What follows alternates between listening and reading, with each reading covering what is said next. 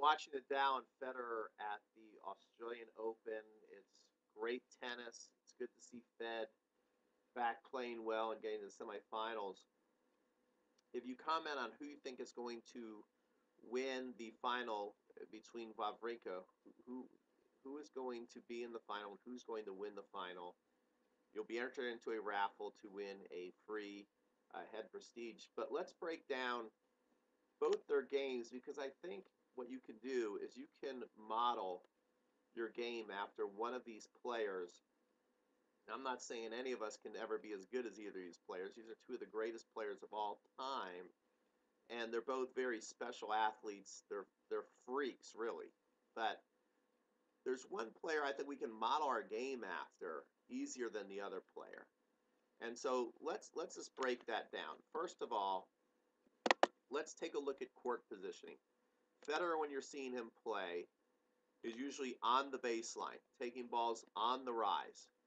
And Nadal, lots of times, although he's getting better at getting on the baseline and taking the ball on the rise, Nadal many times will be way, way back at the baseline. So, what game is easier to play? You may say, well, if I'm right here on the baseline, I can cover the angles easier, and so that I don't have to cover as much space. Nadal clearly has to cover more space, but to take every ball in the rise, you've still got to have amazing footwork. In fact, Nadal has even said that, at the U.S. Open, he's like, hey, I played close to the baseline, but it's not like I can always do that. I'd like to do that more often, but you have to have incredible footwork and incredible timing. And so, therefore, I think playing up here, right on the baseline, is more difficult than playing way back here. This gives you more time to react to the ball, and so you just have more time between hits. So it's an easier timing for less skilled players is to play further back behind the baseline. So I think Nadal gets my vote right there. Is you playing further behind the baseline, what you have to be is you have to be in shape and you've got to be quick, which you can work on that.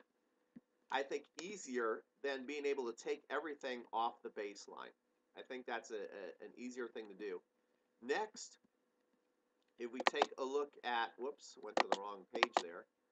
If we take a look at how they hit the ball, okay, I've kind of come up with it's the game plan right over here. We're going to go into that. But if you look at how they hit the ball, Federer's ball is this blue ball right here. And if you watch him play, and I've watched him play at the Sony Ericsson, I mean, every ball almost is like an inch over the net. He hits the ball a lot flatter. The ball's barely going over the net. Sometimes he'll give a little bit of air to the ball, but for the most part, ball's barely going over the net. I mean, it's exquisite timing.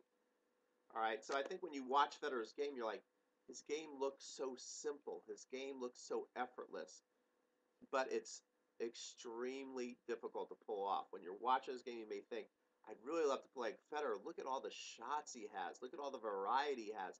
That's what I want.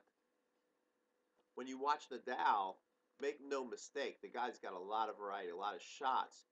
But when you look at it, it looks maybe harder because he's working so hard out there. But what he's doing is adding a lot of air to his ball. He's playing very high percentage tennis. And this is what wears Federer down. Is Nadal knows exactly what he's going to do every point. He's going to hit the ball high, he's going to hit it to the backhand, and when he breaks down the backhand, he can hit to the open court. And then, he's got his game just flows easier against Federer than Federer's game flows against Nadal. Federer's thinking, I've got to have perfect timing because I'm barely hitting up over the net, and I've got to think how I'm going to run him here, here, and there because he's so consistent. How am I going to win a point against this guy? When Nadal's essentially going, I'm just going to frustrate this guy to death. So you probably are guessing the easier game, I think, for the rec player to pick up is Nadal's game. It's simple.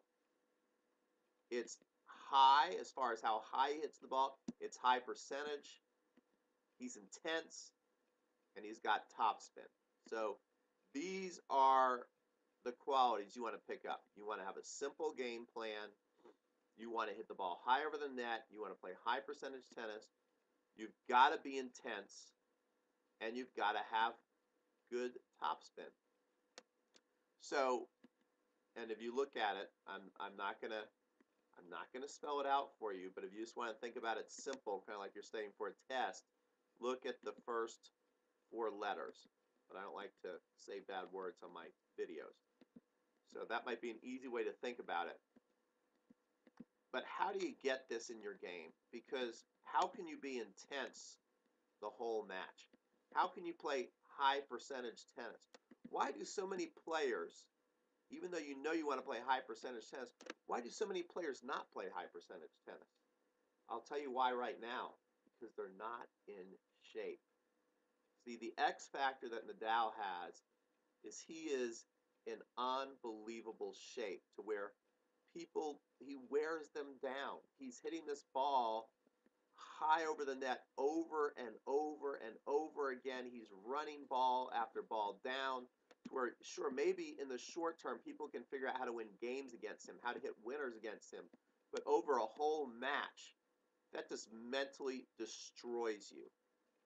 And so what you've got to pick up in your game is if you want to have this simple, high intensity topspin game, is you've got to become in great shape.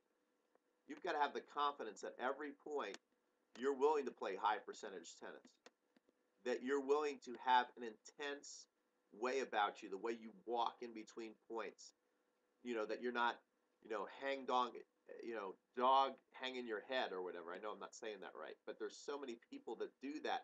And usually it's because they physically start to break down and then they mentally start to break down.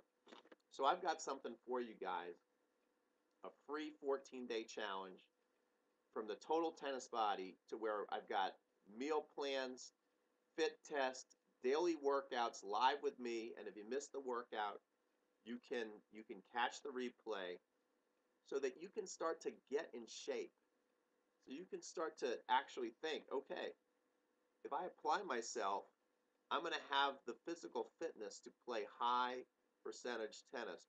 Because it's a lot easier to do than to think, I'm going to pick up this amazing drop shot. Then I'm going to pick up how to slice the ball. Then I'm going to pick up how to hit topspin, how to hit flat, how to hit a kick serve, how to hit a slice serve. So many people that win so many matches at the club level are just in better shape than you are.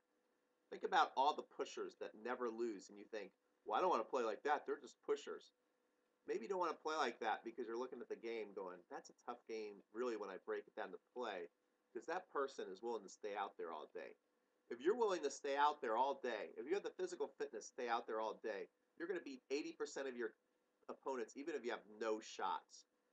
But also the cool thing about the Total Tennis Body is I'm going to teach you the technique. We're going to have tennis-specific workouts where I'm going to show you how to hit the topspin shot. And yes, I'm going to teach you how to hit the slice shot, how to improve your serve, how to improve everything. But don't get carried away. You don't need all those shots. What you need is you got to be in shape. So I've got the link up. If you want to take the free 14-day challenge, sign up right there, and you'll get immediate access to our 14-day challenge that's going to give you fit test, meal plans, daily motivation, and daily workouts. All right, this is Pete, signing off.